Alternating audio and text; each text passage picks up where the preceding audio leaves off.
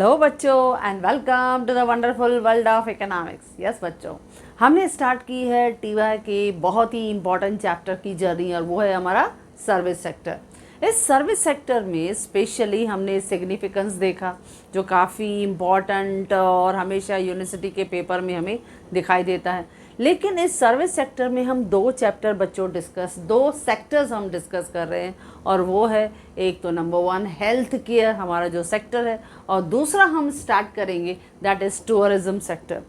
क्योंकि अब हम देख रहे हैं फ्रॉम लास्ट फ्यू ईयर्स ये सेक्टर हमें काफ़ी अच्छा ग्रोथ और अच्छी रेवेन्यू और बहुत अच्छा हमारे जीडीपी में कंट्रीब्यूट कर रहा है।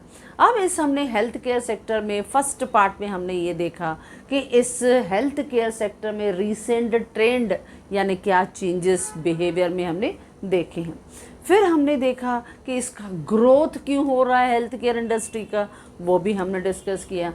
आज इस हेल्थ केयर का थर्ड क्वेश्चन जो ज़्यादातर हमें शॉर्ट नोट में दिखाई देता है और वो है role of health care industry या इम्पोर्टेंस या significance of this health care industry in India, जो आज हम डिस्कस करेंगे बहुत ही इजी अंदाज में। As you know that simplicity is our main motto. Now health care sector जिसकी शुरुआत हमने सेकंड पार्ट से ही कर ली बच्चों, हमने देखा कि हमारे सर्विस सेक्टर को जिसको हम कहते हैं हमारी इकोनॉमी का ग्रोथ इंजन है। क्योंकि हमारे इस टर्शरी सेक्टर में जो हमारे काफ़ी ग्रोथ का रेस्पॉन्सिबल सर्विसेज देखा गया है वो हमने हेल्थ केयर में देखा है। और इस हेल्थ केयर की वजह से हम देख रहे हैं एम्प्लॉयमेंट भी ज़्यादा बढ़ रही है। हमारा जो एक्सपोर्ट से फॉरेन करेंसी है वो भी हम ज़्यादा कमा रहे हैं। तो इसकी वजह से हमारे इस इंडियन इकोनॉमी में डेवलपिंग कंट्री में खास करके हेल्थ केयर जो है वो इम्पॉर्टेंट रोल प्ले कर रहा है। अब हमारे इकोनॉमी में जब हम हेल्थ केयर इंडस्ट्रीज़ को देख रहे हैं, जिस हेल्थ केयर इंडस्ट्रीज़ को हर जगह काफ़ी अच्छा एक्सपांड किया गया है, चाहे वो रूरल एरियाज़ हो चाहे अर्बन एरियाज़ हो, हमारा हेल्थ केयर इंफ्रास्ट्रक्चर इतना अच्छी तरह से स्कैटर्ड और सपोर्टिव है जिसकी वजह से हम देख रहे हैं हमारी इंडियन इकोनॉमी के हमारे जो मेन रिसोर्स है दैट इज़ मैन यानी हमारा ह्यूमन रिसोर्स, इसको काफ़ी अच्छा जो है वो सपोर्ट मिला है। तो हम देखेंगे कि ये जो हेल्थ केयर सेक्टर है इसकी वजह से हमारी इकोनॉमी में क्या क्या इम्पोर्टेंस हम रोल जो है वो प्ले कर रहा है। जैसे हमने कहा कि हमारा health care infrastructure rural sector और अर्बन सेक्टर दोनों में अच्छी तरह से अवेलेबल है। कहीं पे भी कोई भी प्रॉब्लम आया तो ट्रांसपोर्टेशन की फैसिलिटीज़ वो भी इजीली अवेलेबल हैं, रोड की कनेक्टिविटी वो अच्छी अवेलेबल है। प्राइमरी हेल्थ केयर सेक्टर्स जो हैं या कम्युनिटी हेल्थ केयर सेंटर्स जो हैं या बड़ी बड़ी गवर्नमेंट की हॉस्पिटल्स हैं, प्राइवेट इन्वेस्टमेंट हमने देखा है वो काफ़ी अच्छा हो रहा है। या सपोज़ अगर रूरल एरियाज़ में अगर हम नहीं भी पहुंच पा रहे हैं तो टेली मेडिसिन के थ्रू वहाँ पे भी हम इजीली जो है अपने पेशेंट्स को सपोर्ट जो है वो एक्सपर्ट्स की पहुँचा सकते हैं। तो all these benefits are provided by our health care infrastructure. तो हेल्थ केयर इंफ्रास्ट्रक्चर का सिग्निफिकेंस, इसका रोल, इसका इम्पोर्टेंस क्या है वो आज हम डिस्कस करेंगे। जैसे पहला अगर हम इम्पोर्टेंस देखें तो इस हेल्थ केयर सेक्टर्स की वजह से हमारी इकोनॉमी में लाइफ एक्सपेक्टेंसी रेट जो है वो बढ़ता जा रहा है। क्योंकि जब हमारे पास अच्छे हेल्थ केयर सर्विसेज अवेलेबल हैं, कुछ भी प्रॉब्लम हुआ, जैसे आपने पेंडेमिक के समय जब कोरोना का प्रॉब्लम आया था तो आपने देखा हमारे जो हेल्थ केयर इंडस्ट्री है कितना आपस में इतने कोऑर्डिनेशन के साथ, चाहे वो प्राइवेट सेक्टर हो पब्लिक सेक्टर हो, इतनी पार्टनरशिप और कनेक्टिविटी के साथ उन्होंने काम किया कि हमारी इकोनॉमी का जो मॉर्टेलिटी रेट है या डेथ रेट है उसको कंट्रोल करके रखा था। तो ये सब किसकी वजह से होता है? हमारे हेल्थ केयर इंडस्ट्री की वजह से। अब उनकी जब बेटर सर्विसेज हमारे पास होंगी, एक्सपर्ट का गाइडेंस होगा, वो अच्छी तरह से हमारे डिसीजेस को मॉनिटर कर पाते हैं, क्योर कर पाते हैं। प्लस फार्मास्यूटिकल इंडस्ट्रीज़ जो हैं वो नए नए ड्रग्स जो हैं, इनोवेटिव ड्रग्स जो हैं या हम लोग कहते हैं मेडिकल इक्विपमेंट्स जो हैं वो हमेशा बनाते रहते हैं। तो जिसकी वजह से जो डिसीज़ेज़ हैं इनको क्योर करना आसान हो गया है और उसकी वजह से लाइफ एक्सपेक्टेंसी रेट जो है वो बढ़ने लगा है। तो पहला फ़ायदा है लाइफ एक्सपेक्टेंसी रेट बढ़ गया है because of health care industry. So India is having a good health care infrastructure, चाहे वो अर्बन एरियाज़ हो और रूरल एरियाज़ हो, जिसकी वजह से हमारे इकोनॉमी में लाइफ एक्सपेक्टेंसी रेट बढ़ गया है। अगर हम पुरानी बात करें, आफ्टर इंडिपेंडेंस 1951 में हमारा जो लाइफ एक्सपेक्टेंसी रेट था बच्चों, इट वाज ओनली 32 ईयर्स, कितना कम था। लेकिन वो धीरे धीरे बढ़ रहा है और 2018 में इट बिकम 69 ईयर्स। अब हर साल हम देखते हैं जो लाइफ एक्सपेक्टेंसी रेट है वो बढ़ता ही जा रहा है। 2021 में देखें तो 69.96 ईयर्स, 2022 में देखें तो 70.19 ईयर्स, अगर 2023 में देखें एट प्रेजेंट की अगर मैं बात करूं तो 70.42 ईयर्स। तो देखो हमारा लाइफ एक्सपेक्टेंसी रेट बढ़ रहा है बच्चों। देखो 21 में कितना है 69.9, अगर हम 22 में बात करें तो 70.1, और अभी 23 की बात करें तो 70.4। हमने फर्स्ट डिजिट भी याद किया तो भी आसान है। तो धीरे धीरे हमारा जो ये हेल्थ केयर इंफ्रास्ट्रक्चर है इतना हेल्पफुल और सपोर्टिव है, जिसकी वजह से हमारा लाइफ एक्सपेक्टेंसी यानी ज़िंदा रहने की उम्र बढ़ रही है। तो it is very useful for our country. तो इससे हमारा डेथ रेट कंट्रोल हो रहा है, कम हो रहा है। सेकंड है लो कॉस्ट हेल्थ केयर। अब ये हमने दोनों पार्ट्स में, प्रीवियस दोनों पार्ट्स में किया, क्योंकि हमारे इंडिया का हेल्थ केयर इंफ्रास्ट्रक्चर और सर्विसेज बेटर क्वालिटी के लिए हैं, और प्लस हमारा इंडिया जो है वो फॉरेनर्स के लिए एक मेडिकल हब बनता जा रहा है। हमारी सर्विसेज इतनी बेस्ट क्वालिटी की और सबसे स्पेशल अफोर्डेबल कॉस्ट, यानी better services at low cost में फॉरेनर्स को मिल जाती हैं। यानी अगर हम वर्ल्ड में देखें तो हमारे इंडिया की जो हेल्थ केयर सर्विसेज हैं वो सबसे ज़्यादा, और प्लस वो भी अफोर्डेबल कॉस्ट में, यानी हर कोई उसको अफोर्ड कर सकता है। तो इसकी वजह से ये भी हमारे इकोनॉमी में हमारे हेल्थ केयर सेक्टर को सपोर्ट करती है, यानी लोगों की जो लाइफ है उनको और ज़्यादा एक्सपांड करने में हमारा हेल्थ केयर, और वो भी लो कॉस्ट में बेटर क्वालिटी जब मिलता है तो ये भी हमारे इकोनॉमी के लिए इम्पॉर्टेंट रोल प्ले करता है। तो India is one of the low cost जो है, क्योंकि कॉस्ट एकदम अफोर्डेबल है country in the world. The government has given subsidies, हमारी गवर्नमेंट तो सब्सिडीज़ भी प्रोवाइड करते हैं बहुत से डिसीज़ में, वो फ्री ऑफ कॉस्ट मेडिसिन जो है वो गवर्नमेंट हॉस्पिटल्स में प्रोवाइड करते हैं। तो प्राइमरी हेल्थ केयर सेंटर्स जो स्पेशली रूरल एरियाज़ में हैं, and in the government hospitals, तो ये भी एक पुअर पीपल के लिए, नीडी पीपल के लिए या वीकर सेक्शन के लिए क्या हो जाएगा, एक हेल्थ के लिए एक सपोर्ट हो जाएगा। गवर्नमेंट इज आल्सो एडमिनिस्ट्रेटिंग यानी controlling the prices of medicines. वो हमने देखा कि अगर मेडिसिन्स की प्राइस जो है, कुछ ब्रांडेड जो काफ़ी वेल नोन कंपनीज़ हैं, अगर उनकी प्राइसेस हाई हैं तो गवर्नमेंट क्या करती है, जेनरिक मेडिसिन्स वो प्रोवाइड करती है ताकि प्राइसेस को कंट्रोल किया जाए और लो प्राइस ड्रग्स जो हैं वो पुअर और नीडी पीपल्स को पहुंचाया जा सके। तो ये भी एक काफ़ी अच्छा सपोर्ट है, यानी लो cost health care system is available in our Indian economy.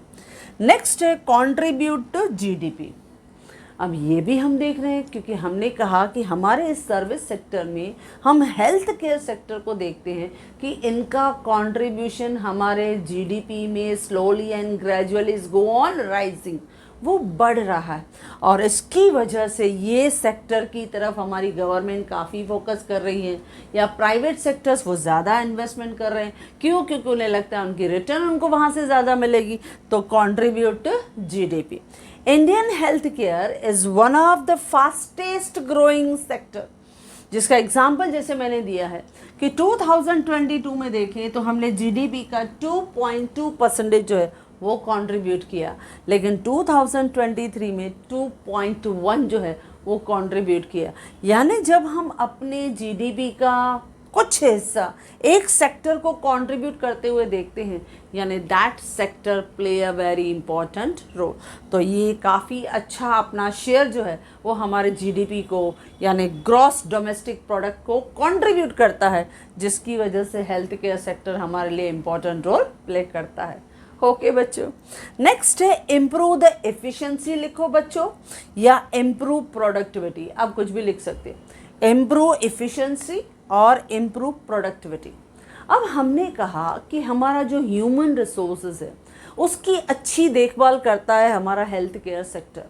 अगर हमारा हेल्थ केयर सेक्टर काफ़ी स्ट्रॉन्ग और काफ़ी लेटेस्ट एडवांस्ड है, हर जगह मेडिकल फैसिलिटीज़, पैरामेडिकल स्टाफ जो है वो एफिशिएंटली अपनी सर्विसेज प्रोवाइड कर रहा है, तो बट नेचुरल ह्यूमन रिसोर्स जो है जिनकी लाइफ बढ़ रही है, अब हम जितने फिट एंड फाइन रहेंगे उतने ज़्यादा हम इजीली काम कर सकेंगे, यानी हमारा प्रोडक्टिविटी जो होगी वो ज़्यादा होगी। क्योंकि अगर हम हेल्दी हैं तो काम भी अच्छी तरह से कर पाएंगे, हर जगह हर एक्टिविटीज़ में, चाहे हमारा वर्किंग फील्ड हो, चाहे घर में हो या सोशल कम्युनिटीज़ में हो, we can perform very well. तो इसकी वजह से इम्प्रूव एफिशिएंसी या improve productivity due to low cost health care services और हेल्दी वर्कर्स हमारे पास अवेलेबल हैं। इसकी वजह से we are contributing higher efficiency या productivity at the work place. जहाँ काम करते हैं वहाँ इजीली हम लोग अच्छी तरह से जो है वहाँ पे एडजस्ट हो सकते हैं। क्यों? क्योंकि हमारी हेल्थ अच्छी है तो हम काम भी ज़्यादा कर सकते हैं, इफ़ेक्टिवली परफॉर्म कर सकते हैं। तो हमारी हेल्थ का राज है बहुत ही अच्छा health care system in our Indian economy. Okay बच्चों, नेक्स्ट है फॉरेन एक्सचेंज। अब ये भी हम लास्ट 2 पार्ट्स में देख चुके हैं कि ये हेल्थ केयर सेक्टर जिसको हम इतना ज़्यादा इम्पॉर्टेंट दे रहे हैं, ये हमारे इकोनॉमी के लिए इतना ग्रोथ का एक बहुत बड़ा रीज़न और फैक्टर है। तो यहाँ से हमें फॉरेन एक्सचेंज बहुत अर्न करने को मिलती है। जैसे हमने देखा कि बहुत सारी इंडिया की जो फार्मास्यूटिकल कंपनीज़ हैं उन्होंने कोलैबोरेशन किया हुआ है विद फॉरेन कंपनीज़ के साथ, या फॉरेन की कंपनीज़ जो है वो एफडीआई हमारे ऐसे हेल्थ केयर इंफ्रास्ट्रक्चर्स में करते हैं। तो फॉरेन एक्सचेंज जो है वो काफ़ी गेन होती है। नॉट ओनली फॉरेन एक्सचेंज, लेकिन टेली मेडिसिन के थ्रू बहुत सारे गाइडेंस जो हैं वो फॉरेन कंट्रीज़ को भी मिलते हैं। तो फॉरेन एक्सचेंज का एक बहुत अच्छा सोर्स बनता है हमारा इंडिया का हेल्थ केयर सिस्टम या सेक्टर। तो हेल्थ केयर सेक्टर जनरेट यानी क्रिएट या अर्न ज़्यादा foreign exchange by the way of number 1 export of pharmaceutical products. Pharmaceutical products आपको नहीं समझ में आए तो आप लिख सकते हो एक्सपोर्ट ऑफ मेडिसिन्स। हम बहुत सारे मेडिसिन्स या मेडिकल इक्विपमेंट्स उनको एक्सपोर्ट करते हैं। जैसे हमने वैक्सीनेशन के दौरान देखा था, तो बहुत सारी जो हमारी मेडिसिन्स हैं, ड्रग्स हैं, उन्हें हम एक्सपोर्ट करके काफ़ी अच्छा इनकम अर्न करते हैं। नेक्स्ट है मेडिकल टूरिज़्म, क्योंकि हमारे इंडिया का हेल्थ केयर जो सिस्टम है, इंफ्रास्ट्रक्चर है, सर्विसेज है, वो काफ़ी बेस्ट है। और हमारा जो ये हेल्थ केयर सेक्टर है वो फॉरेनर्स के लिए क्या बन रहा है, एक मेडिकल हब। और वहाँ पे कॉस्ट बहुत कम है क्योंकि उनके कंट्री में मेडिकल सर्विसेज बहुत कॉस्टली अवेलेबल रहती हैं। इसके लिए they prefer to do their treatment in our India. इसके लिए वो इंडिया में आते हैं। और हर साल हम देख रहे हैं मेडिकल टूरिज़्म से जो हमारी इनकम है it will go on increasing, बढ़ती ही जा रही है। तो मेडिकल टूरिज़्म से अभी हमें काफ़ी अच्छा फॉरेन करेंसी अर्न करने को मिलता है। देन कंसल्टेंसी सर्विसेज जो हमने टेलीमेडिसिन में कहा, वो भी काफ़ी अच्छा अर्न करने का एक सोर्स बन गया है। और रिसेंटली इसका जो एडवांटेजेस है वो हर कंट्री ले रही है। तो इनकी वजह से हमारे इकोनॉमी में फॉरेन एक्सचेंज बढ़ रहा है। नेक्स्ट है एम्प्लॉयमेंट। ये भी बच्चों हम कर चुके हैं। ये सब पॉइंट्स आपकी इम्पॉर्टेंट है यानी रिपीटेटिव है जो हमने लास्ट 2 पार्ट में किए हैं। तो सपोज अगर इम्पॉर्टेंस या role of health care industry आपको शॉर्ट नोट में आता है तो you have to write any 5 points. आपको कोई भी 5 पॉइंट्स लिखना है, ईजिली आप लिख सकते हैं। तो देखो एम्प्लॉयमेंट, अब हमने देखा हेल्थ केयर इंडस्ट्री में एम्प्लॉयमेंट सबसे ज़्यादा है। Not only direct but indirect employment भी ज़्यादा है जहाँ पे मेडिकल सर्विसेज प्रोवाइडेड हैं। लेकिन अगर हम बैकवर्ड और फॉरवर्ड चेन में जाएं तो उस कनेक्टिविटी में भी हम देखते हैं काफ़ी वर्कर्स की ज़रूरत पड़ती है। जैसे हॉस्पिटल से कनेक्टेड होता है ट्रांसपोर्टेशन, काफ़ी एम्बुलेंस की जो सर्विसेज हैं वो उन्हें प्रोवाइड होती हैं। कैंटीन की फैसिलिटीज़ है वो वहाँ प्रोवाइडेड होती हैं, या उसके अलावा मेडिसिन जो इक्विपमेंट्स वहाँ प्रोवाइडेड होते हैं वो उनसे कनेक्टेड होते हैं। तो यहाँ सब जगह हर एक को क्या मिलता है, काफ़ी अच्छा एम्प्लॉयमेंट का पोटेंशियल पावर। तो हमारे इस हेल्थ केयर सेक्टर में डायरेक्ट और इनडायरेक्ट एम्प्लॉयमेंट्स बहुत ज़्यादा अवेलेबल होता है। So health care provide direct and indirect employment to the people. India is expected to rank among the top 3 health care markets.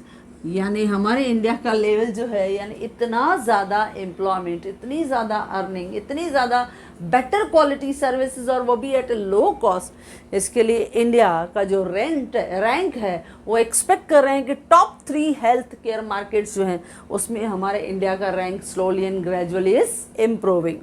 तो ये काफ़ी बढ़ रहा है, जिसकी वजह से हम देख रहे हैं कॉन्ट्रीब्यूशन टू जीडीपी भी बढ़ रहा है, क्योंकि इनकम बढ़ेगी, प्रॉफिट बढ़ेगा, रिटर्न बढ़ेगा।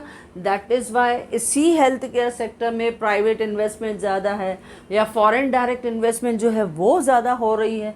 और जनरली यहाँ पे मैंने एक एग्जांपल दिया, जैसे हम देख रहे हैं बाय 2030, यानी आने वाले इन 5, 6, 7 ईयर्स में हम देखेंगे कि बाय दैट 2030 हमारे इकोनॉमिस्ट ने ऐसे एक्सपेक्ट किया है कि 40 मिलियन जॉब्स जो हैं it will be available in the health care industry. तो इतना पोटेंशियल इस हेल्थ केयर सेक्टर में अवेलेबल है। तो ये भी हमारे इकोनॉमी के लिए बेनिफिटेड है, क्योंकि इससे अनएम्प्लॉयमेंट का प्रॉब्लम और पॉवर्टी का प्रॉब्लम दोनों रिजॉल्व हो जाएंगे। तो एम्प्लॉयमेंट का पोटेंशियल भी इस सेक्टर में ज़्यादा है। ओके बच्चों, नेक्स्ट है अट्रैक्ट द एफडीआई।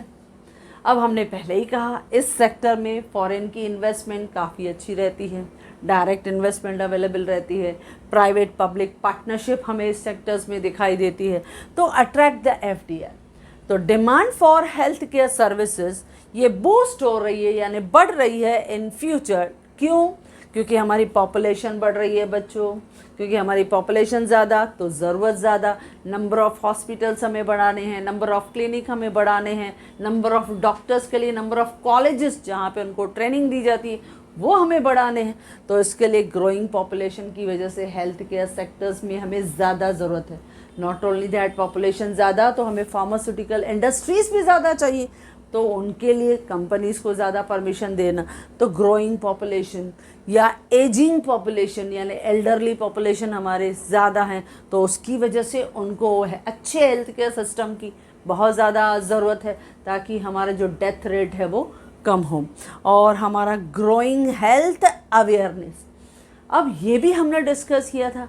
आजकल हमारी इकोनॉमी जो है वो हेल्थ के बारे में काफ़ी कॉशियस रहती है, यानी अवेयरनेस उसमें रहती है, यानी दे नो इट कि how they have to take care of their health. जैसे हमने कहा कि मॉर्निंग में वी कैन स्पेयर कि at least half an hour for our yoga, हम योगा करते हैं या वॉक करते हैं, या घर में ही हम लोग देखते हैं बहुत से घरों में एक छोटा सा जिम जो रहता है, एक छोटी सी स्पेस जो है हम अपने जिम के लिए प्रोवाइड करते हैं। Why? Because of growing health awareness. हमने पहले ही कहा था हेल्थ इज़ वेल्थ, तो इसके लिए अवेयरनेस ये बढ़ रही है। हम अपनी हेल्थ को मॉनिटर करते हैं, कुछ भी प्रॉब्लम हुआ तो इमीडिएटली हम उसको सॉल्व करने की कोशिश करते हैं, डायरेक्टली डॉक्टर्स के साथ कंसल्ट करते हैं। तो इसके लिए भी अच्छे हेल्थ केयर सेक्टर्स की ज़रूरत है।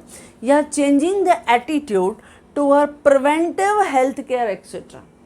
प्रिवेंटिव के लिए हमने क्या देखा था, बहुत से लोग हैं जो मेडिकल इंश्योरेंस जो है वो ले लेते हैं, ताकि अगर कुछ एज के बाद, ग्रोइंग एज के बाद कोई प्रॉब्लम आया भी तो एटलीस्ट उस समय काफ़ी फाइनेंशियल बर्डन हमारे ऊपर नहीं होना चाहिए। तो इस तरह से प्रिवेंटिव हेल्थ केयर ये भी सब हमारे इकोनॉमी में है। तो इनकी वजह से हमारे इस हेल्थ केयर सेक्टर्स में काफ़ी ज़्यादा इन्वेस्टमेंट हो रहा है। ये सब this will attract the FDI, और वो भी 100% of FDI is allowed which is expertise का, जहाँ पे हम देखते हैं हमारे बहुत से हेल्थ केयर सेक्टर्स में वी फाइंड कि expertise and improve technology in India, यानी हमारे पास बेस्ट डॉक्टर्स की टीम और स्टाफ मेंबर्स जो हैं वो अवेलेबल हैं, जिसकी वजह से पेशेंट्स का ट्रीटमेंट हो वो बहुत इजी होता है, प्लस टेक्नोलॉजी भी लेटेस्ट अवेलेबल है, जिसकी वजह से भी ट्रीटमेंट करना बहुत इजी हो गया। तो ये रीजंस हैं जिसकी वजह से हम देखते हैं मेडिकल टूरिज़्म, क्योंकि मेडिकल टूरिज़्म जब फॉरेनर्स हमारे इंडियन इकोनॉमी की तरफ अट्रैक्ट होते हैं, वाई? कॉस्ट कम है, डॉक्टर्स की टीम अच्छी है, प्लस अफोर्डेबल कॉस्ट है, प्लस जो ट्रीटमेंट है वो भी एडवांस्ड है, वो भी लेटेस्ट टेक्नोलॉजी के साथ है, उनके मेडिकल इक्विपमेंट्स वो भी अच्छे हैं, और एक्सपर्ट की टीम उनको ट्रीट कर रही है, उनको गाइड कर रही है। तो इसकी वजह से काफ़ी फॉरेन डायरेक्ट इन्वेस्टमेंट इस हेल्थ केयर इंडस्ट्री में हमें मिलता है, तो ये भी हमारा बेनिफिट है। देन लास्ट हम कर रहे हैं हमारा ये पूरा हेल्थ केयर सेक्टर जो अर्बन एरिया और रूरल एरिया में एक जाल की तरह, एक नेट की तरह स्कैटर्ड है। हर जगह पे कुछ भी प्रॉब्लम हुआ इमीडिएटली हम फैमिली डॉक्टर को फ़ोन करते हैं, ये प्रॉब्लम है, तो दे विल सजेस्ट अस, वो गाइड करते हैं, या उन्होंने मेडिसिन हमें व्हाट्सएप पे भेज दिया, इमीडिएटली हम लोग मेडिकल स्टोर से ले लेते हैं। यानी हम हर चीज़ को ईजिली जो है वो सॉल्व कर सकते हैं। क्यों? क्योंकि हमारे पास हेल्थ केयर सिस्टम जो है वो बहुत अच्छा अवेलेबल है। तो इसके लिए लास्ट हमारा बेनिफिट जो है, इम्पॉर्टेंस है, that is cure of elements. जब हम ये कहते हैं एलिमेंट्स यानी हमारा बॉडीली डिसऑर्डर, जो डिसीज़ हैं, कोई प्रॉब्लम आया, कुछ भी प्रॉब्लम आया, हम इजीली डिस्कस करते हैं, क्योंकि हमारा हेल्थ केयर सिस्टम जो है हमें हर चीज़ का अवेयरनेस, गाइडेंस हमें प्रोवाइड करता रहता है।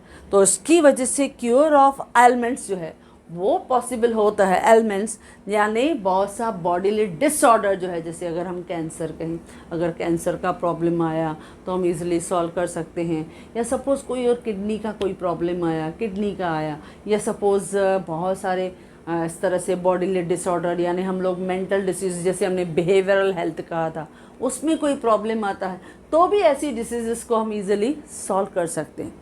तो Indian health care services provide a cure of different elements, जैसे कैंसर की डिसीज़ हो, हार्ट एलिमेंट्स हो, आप हार्ट सर्जरीज देखते हो, और आजकल तो हमारे इस मेडिकल साइंस में इतनी एडवांसमेंट हो गई है कि विदाउट एंजियोग्राफी कि हमारे डॉक्टर्स ये कोशिश कर रहे हैं, और ये उन्होंने बहुत जगह प्रूव भी किया है कि दे कैन सॉल्व हार्ट का प्रॉब्लम। यानी अगर कहीं ब्लॉकेज है, अगर कोई प्रॉब्लम है, तो वो भी without angiography they can solve it, यानी वो प्रॉब्लम भी इजीली हैंडल हो सकता है।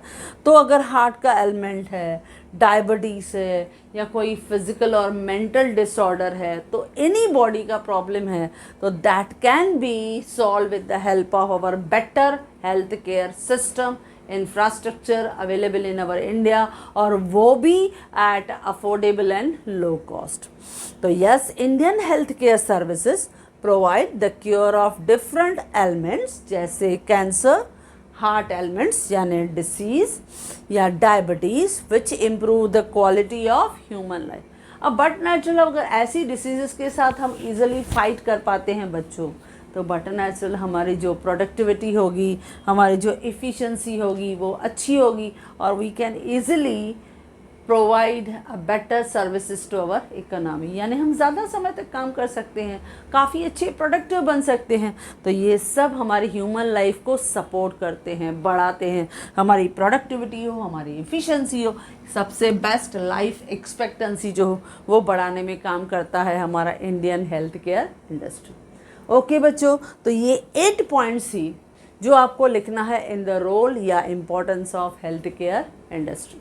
ओके बच्चों, ये मोस्टली आपको शॉर्ट नोट में दिखाई देता है कि राइट द रोल या इम्पोर्टेंस या significance of health care industry in our India, जिसमें से you can write any 5 points, क्योंकि हमारे पास लाइफ एक्सपेक्टेंसी जो है वो धीरे धीरे से हेल्थ केयर इंफ्रास्ट्रक्चर की वजह से बढ़ रही है, कॉस्ट जो है वो अफोर्डेबल है, लो कॉस्ट है, इसका कंट्रीब्यूशन जीडीपी में बहुत ज़्यादा है, इससे हमारे ह्यूमन हेल्थ की जो क्वालिटी है वो बेटर होती है, इसके लिए हम ज़्यादा प्रोडक्टिव और एफिशिएंट बनते हैं, बहुत अच्छी तरह से काम कर सकते हैं, और एफिशिएंसी और प्रोडक्टिविटी बढ़ रही है।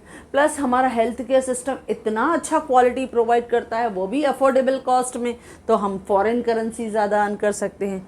ये सेक्टर डायरेक्ट और इनडायरेक्ट एम्प्लॉयमेंट ज़्यादा देता है, प्लस ये ज़्यादा एफडीआई को अट्रैक्ट करता है, और बहुत सारी जो डिसीज़ हैं उनको सॉल्व करने में, यानी क्योर ऑफ डिसीज़ जो है या कोई बॉडीली डिसऑर्डर है उनको क्योर करने में वो हमारी हेल्प करता है। तो ये है role and significance of health care industry और इंफ्रास्ट्रक्चर। ओके बच्चों, so if you like this video you can share with your maximum friends, and if you want my handwritten notes, the link is given in the description box. Thank you.